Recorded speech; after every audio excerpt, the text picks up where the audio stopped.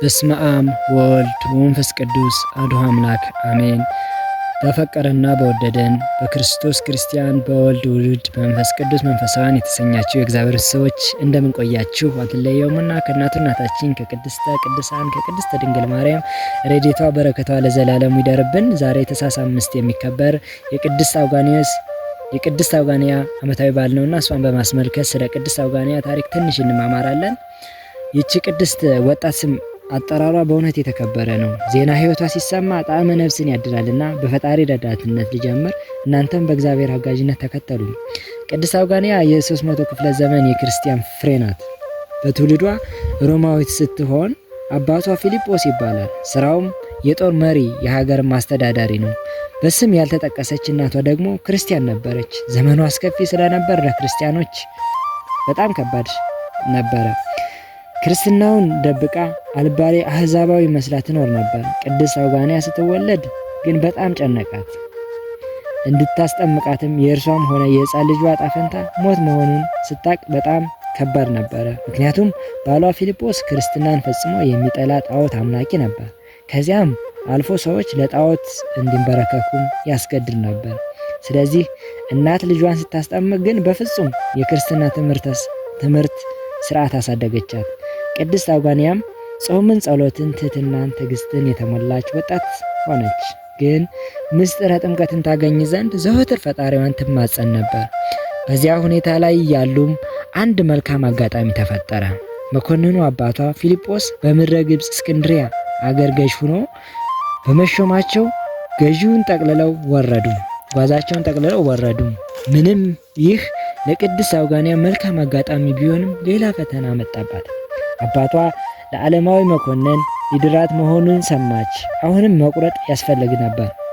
ወሰነች።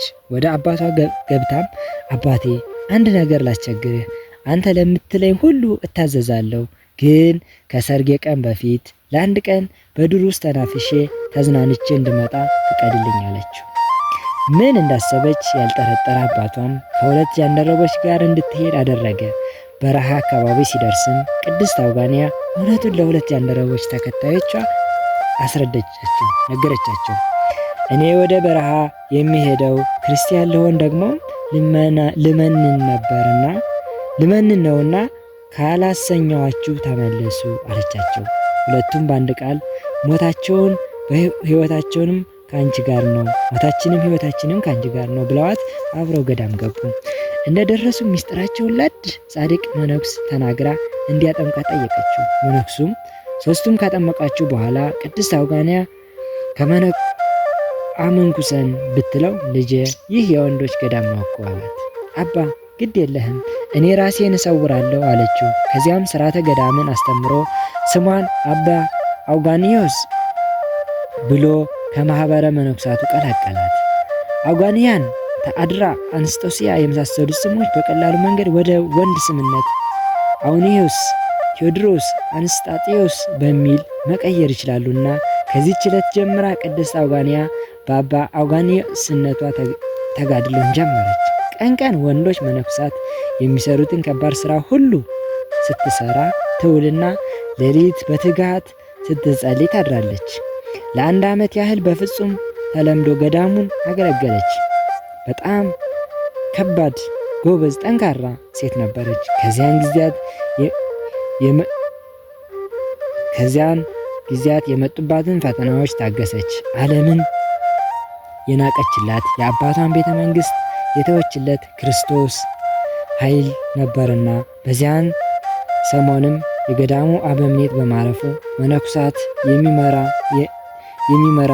የሚናዘዝ ሌላ አበምኔት ለመምረጥ ሱባኤ ገቡ።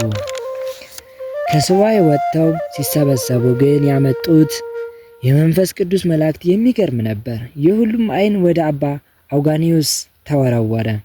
እርሷ ምስጢሯን ሴትነቷን ታውቃለችና በጣም ደነገጠች። ምርጫውም ግን የመንፈስ ቅዱስ ነበርና ግድ ብለው በዚያ ሁሉ መነኩሳት ላይ እረኛ ሆና ተሾመች። በእርግጥ እርሷ ሴት በዚያውም ላይ ወጣት ናት። ግን በእውነተኛ የክርስቶስ ወዳጅ ነበረችና በፍጹም ትጋት መነኮሳትን አስተዳደረች። ጸጋው ባበዛላት የተጨነቀውን ተረጋጋ፣ የታመመውን እጇን እየጫነች በጸሎቷ ትፈውስ ነበር። በዚያም መነኮሳቱ ደስ ተሰኙ። እርሷ ግን ስለዚህ ፈንታ ብዙ ፈተናዎችን በአኮቴት ታሳልፍ ነበር። ስም በአጠራሯም ከበረሃ ወጥቶ ወደ ከተሞች በመግባቱ ድውያን እየመጡ ከእርሷ ዘንድ ይፈወሱ ነበር። አንድ ቀን ግን ያልተጠበቀ ፈተና መጣባት። አንዲት ሰይጣን ያደረባት ሴት ካዳነቻት በኋላ መልኳ እጅግ ውብ ስለነበር የዝሙት ጥያቄን አቀረበችላት። ከእርሷ ወንድ መስላታለችና ቅድስት አውጋንያ ግን ገስጻ ሰደደቻት። በዚያን የተጠበቀችው ያቺ ክፉ ወጣት ወደ ከተማ ሂዳ ከሀገር ገዢው ፊልጶስ የቅድስቷ አባት ክስ አቀረበች። እርሱ ፊልጶስ አውጋንያም ከጠፋችበት ቀን ጀምሮ በስሟ ጣዖት አሰርቶ የሚሰግድ ሆኖ ነበር። ወጣቱ በገዳም እያሉ መነኮሳት በተለይ አውጋንዮስ የሚሉት መሪያቸው አስገድዶ ለክብር ሊያጎድለኝ ሲል አመለጡ ብላ በሐሰት በመክሰሷ ገዳሙ እንደ መዘበር መነኮሳታቸው እንዲገረፉ መኮንኑ ፊልጶስ አዘዙ። በግርፋቱ መካከልም ብዙ መነኮሳት ሞቱ። የእነርሱ ስቃይ ያንገበገባት ቅድስት አውጋንያ ግን አባቷን ለብቻ ወስዳ አስምላ ማንነቷን ገለጸችለት። የናፈቃት ልጁን ሲያገኝ ደስ ብሎት መነኮሳቱን እንዲተው አዘዘ። ለብቻ ከልጇም ጋር ተቀምጦ ያለፈውን ነገር ሁሉ ነግሮ ስለ ሰማያዊ ሕይወት አስረዳችው።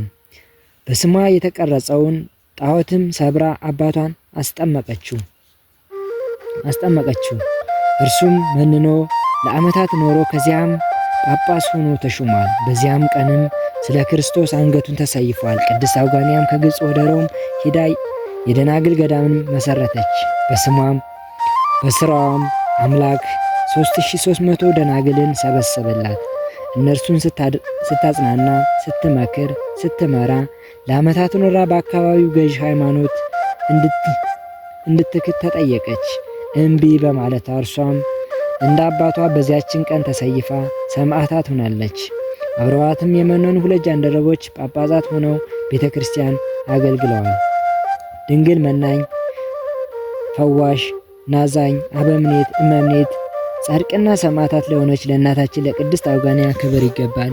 ላስተማረን፣ ለመከረን፣ ለገሰጸን እስከዚህም ሳላቆየን ለእሱ ለእግዚአብሔር ፍጹም ምስጋና ይገባል። ወስብሐት ለእግዚአብሔር።